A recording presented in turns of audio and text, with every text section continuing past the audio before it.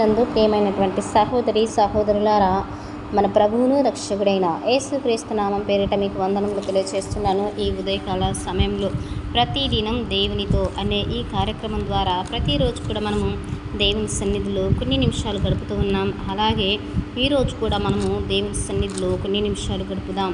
ప్రియమైనటువంటి దేవుని ప్రజలారా, పరిశుద్ధ గ్రంథంలో నుండి యెషయా గ్రంథము 54వ అధ్యాయము 14వ వచనం చదువుకుందాం. నీవు నీతిగల దానవై స్థాపింపబడుదువు, నీవు భయపడనక్కరలేదు. బాధించువారు నీకు దూరంగా నుందురు, బాధించువారు నీకు దూరంగా నుందురు. భీతి నీకు దూరంగా ఉండును, అది నీ దగ్గరకు రానే రాదు. ప్రియమైనటువంటి దేవుని ప్రజలారా, నేటి ప్రపంచంలో ప్రతి ఒక్కరూ ఏదో ఒక భయంతో జీవిస్తూ ఉన్నారు. భవిష్యత్తు భయము, కొందరికేమో అనారోగ్య భయము, కొందరికేమో ఆర్థిక భయము, ఇంకొందరికేమో శత్రువుల భయం. కానీ దేవుడు తన పిల్లలకు ఒక గొప్ప వాగ్దానం చేస్తూ ఉన్నాడు. ఏంటి ఆ వాగ్దానం అంటే, నీతిలో నిలిచినటువంటి జీవితానికి దేవుడు రక్షణగా నిలుస్తాడు. ఈ వాక్యంలో మనం చూస్తే 4 అద్భుతమైనటువంటి ఆశీర్వాదాలు కనిపిస్తూ ఉన్నాయి. మొదటిగా చూస్తే నీతి గల దానవై స్థాపింపబడదు అంటూ ఉన్నాడు. ప్రియ దేవుని బిడ్డలారా, దేవుడు తన పిల్లలను స్థిరంగా నిలబెడతాడు. నీతి అనేటువంటిది దేవునికి ఇష్టమైనటువంటి జీవితాన్ని జీవించటం. ఆయన ఏదైతే కోరుతాడో మన నుండి దానిని ఇష్టమైన రీతిగా కాకుండా దేవునికి ఇష్టమైనటువంటి రీతిగా జీవించటం అనే దాన్ని నీతి అంటారు. నీతి మీద నిర్మించబడినటువంటి జీవితము తుఫాన్లకు, పెనుగాలులకు కూలిపోదు. అది స్థిరంగా ఉంటుంది, దిట్టంగా ఉంటుంది, దృఢంగా ఉంటుంది. ఎందుకంటే అది దేవునికి ఇష్టమైనటువంటి జీవితం ద్వారా ఏర్పరచబడింది కాబట్టి. ఇంకా పరిశుద్ధతలో మనము నిలిచినటువంటి వారిని దేవుడు స్థిరపరుస్తాడు. ఎవరైతే దేవుని యొక్క పరిశుద్ధతలో ఉంటారో, ఆయన పరిశుద్ధుడు కాబట్టి మనం కూడా ఏం చేయాలంటే పరిశుద్ధతలో జీవించాలి. అప్పుడు దేవుని బిడ్డలుగా మనము దేవుని సన్నిధిలో స్థిరపరుస్తాడు ఆయన. తర్వాత నీతి మన యొక్క మనస్తత్వాన్ని, అలాగే మనిషిని ఉన్నతమైనటువంటి స్థానానికి తీసుకెళ్తుంది. పాపం అనేటువంటిది పతనానికి తీసుకెళ్తుంది. పాపం వలన వచ్చు జీతము మరణము. కాబట్టి పాపం అనేటువంటిది ఈ లోకంలో సాతానుగాడు ఆడించేటువంటి ఆట. అయితే నీతి అనేటువంటిది మనిషిని ఉన్నతమైనటువంటి స్థానంలో నిలబెట్టాలని చెప్పేసి దేవుడు ఆలోచిస్తూ ఉంటాడు. ఇక రెండవదిగా చూస్తే భయపడనక్కరలేదు. దేవుడు మనతో ఉన్నప్పుడు మనకు ఇక భయానికి స్థానం అనేటువంటిది లేదు. భయం అనేటువంటిది విశ్వాసాన్ని బలహీనపరుస్తుంది. దేవుని సన్నిధి ధైర్యాన్ని ఇస్తుంది మనకు. మనము ఎప్పుడైతే ఆయన సన్నిధిలో ఉంటామో, ఆయనతో మన మనస్సును కలిగి ఉంటామో, అప్పుడు మనలో భయం అనేటువంటిది పోతుంది. అప్పుడు మనకు ఒక ధైర్యం అనేటువంటిది వస్తూ ఉంటుంది. విశ్వాసం పెరిగినటువంటి చోట భయం అనేటువంటిది తగ్గిపోతుంది. ఎక్కడైతే దేవుని ఎక్కువగా ఆరాధిస్తూ ఎన్నిసార్లు అంటే దేవుని సన్నిధిలో మొరపెడుతూ ఉంటామో, నిత్యం ఆయనతో మనము సహవాసం చేస్తే మనలో భయానికి స్థానం ఉండదు. దేవుడు మన పక్షాన ఉంటే మన భయం అనేటువంటిది మన మీద అధికారాన్ని కోల్పోతూ ఉంటుంది. ఇక మూడవది చూస్తే బాధించువారు నీకు దూరంగా ఉంటారు అని దేవుడు సెలవిస్తున్నాడు. దేవుడు తన పిల్లలకు రక్షణ గోడగా ఉంటాడు.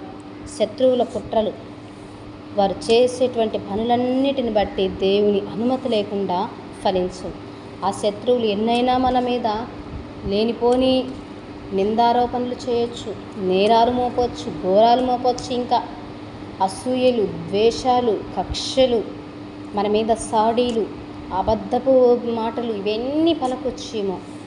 ఎంతో కుట్ర చేయొచ్చు, ఈమెను అలా చేయాలి లేదా అతన్ని అలా చేయాలి, ఇలాగా. ఇవి ఏమి చేసినా సరే దేవుని యొక్క అనుమతి లేకపోతే అవి ఫలించవు. వారి మనసులో వారే కుళ్ళుకొని సావటమే. ఇక వారే బాధపడి మన మీద ఏదో ఒక దుష్ట ప్రచారం చేయాలని చెప్పేసి వారి ఆలోచన మాత్రమే వారు చేసుకోగలరు. కానీ దేవుడు తన పిల్లల జోలికి వస్తే విడిచిపెట్టాడు. ఆయన సమస్తం ఎరిగినటువంటి దేవుడు.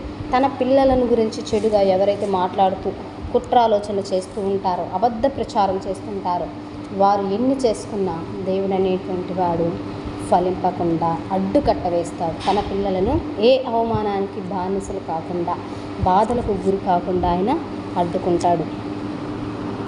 అయితే దేవుడు సమయానికి జోక్యం చేసుకుని తన యొక్క ప్రజలందరినీ, తన యొక్క విశ్వాస బిడ్డలందరినీ కూడా ఆయన కాపాడుతాడు. దేవుడు కాపలా కాస్తున్నటువంటి జీవితాన్ని శత్రువు అనేటువంటి అపవాదిగాడు జయించలేడు. దేవుని యొక్క రక్షణ మన చుట్టూ కనిపించని ఒక ప్రాకారంలాగా ఉంటుంది. మనము అందులో సురక్షితంగా జీవించగలుగుతాము.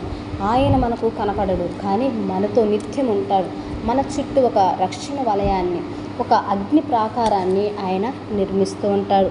కాబట్టి మనము భయపడటం, అయ్యో నేను ఒంటరిగా ఉన్నానే, ఇలాగ ఆలోచనలు చేస్తామేమో తప్ప దేవుడు మనతో పాటు నిత్యం ఉంటాడు. అందువల్ల మన దగ్గరికి ఎవరు ఏ హానితో వచ్చినా వారు వెనక్కి వెళ్ళిపోవాల్సిందే. ఇక 4వది చూస్తే, భీతి నీకు దూరంగా ఉండును. దేవుడు మనకు భయాన్ని కాదు, సమాధానాన్ని ఇస్తాడు. మనకు కష్టాలు రావచ్చు, కానీ అవన్నీ కూడా మనల్ని జయించలేవు. దేవుని యొక్క శాంతి మన హృదయాన్ని కాపాడుతూ ఉంటుంది. దేవుని సమాధానం ఉన్నటువంటి ప్రతి ఒక్క హృదయాన్ని భయం అనేటువంటిది జయించలేదు. దేవుని దగ్గర ఉన్నటువంటి వారికి భయం దగ్గరకు రానే రాదు. కాబట్టి ప్రియమైనటువంటి దేవుని ప్రజలారా, దేవుని యొక్క వాగ్దానాలపైన మనము విశ్వాసం ఉంచాలి. పరిస్థితులను కాదు, దేవుని వాగ్దానాలను నమ్మాలి. దేవుడు చెప్పిన ప్రతి మాట నెరవేరుతూ ఉంది. ఆయన మాట ఎన్నడూ కూడా వ్యర్థం కానే కాదు. దేవుని వాగ్దానము ఆలస్యం కావచ్చేమో, కానీ ఎన్నడూ మాత్రము విఫలమనేటువంటిది కాదు. వాగ్దానాన్ని పట్టుకున్నటువంటి వాడు నిరాశపడడు. ఈరోజు నీ జీవితంలో ఏ భయం ఉన్నా ఈ యొక్క వాగ్దానాన్ని నీ హృదయంలో ఉంచుకోవాలి. అనారోగ్యమా, లేకపోతే ఆర్థిక సమస్యల, ఇంకా లేకపోతే కుటుంబ సమస్యల, శత్రువుల బెదిరింపుల, ఎన్ని వచ్చినా సరే నువ్వు మాత్రం భయపడొద్దు. ఎందుకంటే దేవుడు చెప్తూ ఉన్నాడు, భయపడకు, నేను నీతో ఉన్నాను అని చెప్పేసి. దేవుని నీతి మనకు బలాన్ని ఇస్తుంది. దేవుని సన్నిధి మనకు ధైర్యాన్ని ఇస్తుంది. దేవుని యొక్క వాగ్దానం మనకు విజయాన్ని ఇస్తుంది. కాబట్టి ప్రియమైనటువంటి దేవుని ప్రజలారా, దేవుని పిల్లలకు ఒక గొప్ప ధైర్య వాక్యం ఏంటి అంటే, యెషయా గ్రంథము 54వ అధ్యాయం 14వ వచనం మనం చదువుకున్న ప్రకారం, నీతిలో జీవించేటువంటి వారికి దేవుడు స్థిరత్వం, ధైర్యం, రక్షణ, సమాధానము, ఇంకా అనేక ఆశీర్వాదాలు ఇస్తాడు. అందువల్ల భయాన్ని విడిచిపెట్టి దేవుని నీతిలో స్థిరంగా నిలవాలి. నీతి నీ పునాది అయితే దేవుడు నీ రక్షకుడు అవుతాడు. భయాన్ని కాదు, దేవుని యొక్క వాగ్దానాన్ని నమ్ము. నీతిలో నిలిచినటువంటి వారిని దేవుడు ఎన్నడూ కూడా విడిచిపెట్టడు. నీవు నీతిగా దానివై స్థాపింపబడుతూ నీవు భయపడనక్కర్లేదు. బాధించేటువంటి వారు నీకు దూరంగా ఉంటారని ప్రభువు తెలియజేస్తున్నాడు. కాబట్టి ప్రియమైనటువంటి దేవుని ప్రజలారా, ఈ వాక్యం విన్నటువంటి మీరందరూ కూడా దేవుని సన్నిధిలో కనిపెట్టుకొని దేవునికి ప్రార్థించి మీ ప్రతి అవసరతను ఆయన ద్వారా తీర్చుకోవాలని మీ అందరికీ ప్రభు పేరు తెలియజేస్తున్నాను. ప్రార్థన చేస్తున్నా. పరిశుద్ధుడైన తండ్రి, నీ పాదముల వందనాలు, స్తుతులు, స్తోత్రాలు చెల్లిస్తున్నాను. దయగలిగిన తండ్రి, కృపగలిగిన యేసయ్య, ఎంతమంది అయితే ఈ వాక్యం విన్నారో ప్రతి బిడ్డలో ఉన్నటువంటి భయాన్ని తొలగించండి, ఆందోళనను తొలగించండి, కలవరాన్ని తొలగించండి. ప్రభువా అయ్యా, మీరు ఇచ్చినటువంటి వాగ్దానాన్ని సొంతం చేసుకునే బిడ్డలుగా వాడుకోమని యేసయ్య నామం నడుపుచున్నాను తండ్రి. ఆమేన్.